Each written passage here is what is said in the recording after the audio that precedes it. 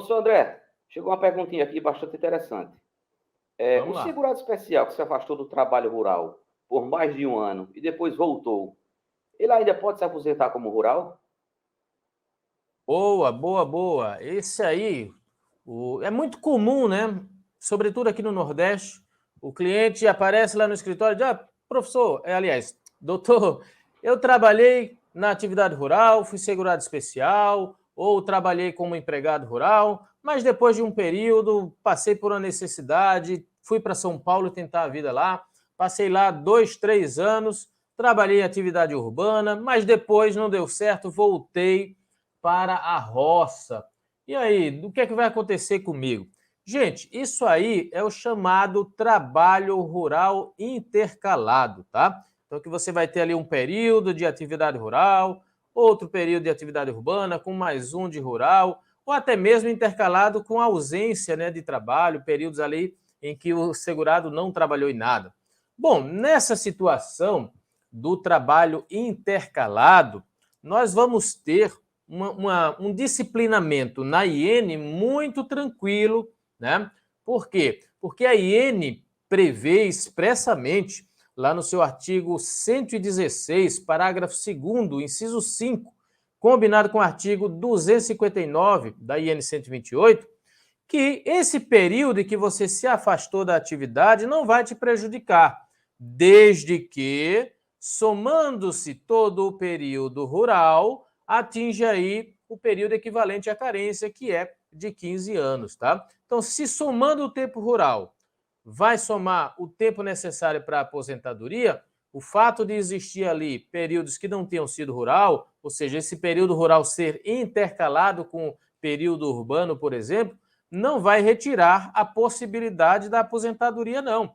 Preencheu o requisito etário, somou o tempo rural e atingiu a carência, vai se aposentar sim. Agora, na via judicial, há sim sérios problemas com esse tempo rural intercalado, porque sabemos que há interpretações bastante restritivas por parte de alguns juízes, por parte de algumas turmas recursais. Até a TNU, por exemplo, ela limitou esse tempo rural, ou seja, você pode, aliás, esse tempo urbano, né, essa saída, você deixar a atividade rural, você pode até fazer isso, só que não pode ser por um tempo muito longo.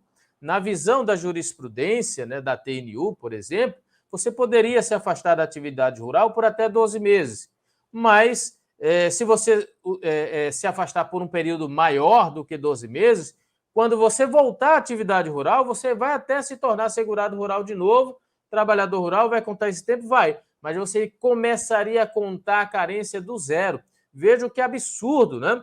Que entendimento esdrúxulo. Não há isso na lei, de que se o tempo rural for superior a 12 meses, com o retorno à atividade rural, você começaria a contar novamente a carência do zero.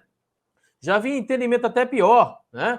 De que o período do afastamento da atividade rural não poderia superar os 120 dias. Se superar, com o retorno da atividade rural, você aí teria que começar a contar a carência novamente do zero. Gente, isso é entendimento equivocado. Sabemos que existe isso no judiciário, sim, mas é equivocado. O entendimento correto é esse que está sendo aplicado pela IN, de que não existe limite máximo de afastamento. Não existe, porque a lei não faz essa restrição. O que existe é a possibilidade de somar tempo rural de forma intercalada. Independente do período de afastamento, se você juntar o tempo exclusivamente rural e atingir a carência, o benefício deve ser concedido. Mais uma vez, o que eu, Felipe e João Paulo temos defendido, a via administrativa está se apresentando como um meio mais adequado para a aposentadoria do trabalhador rural. Um exemplo prático é isso.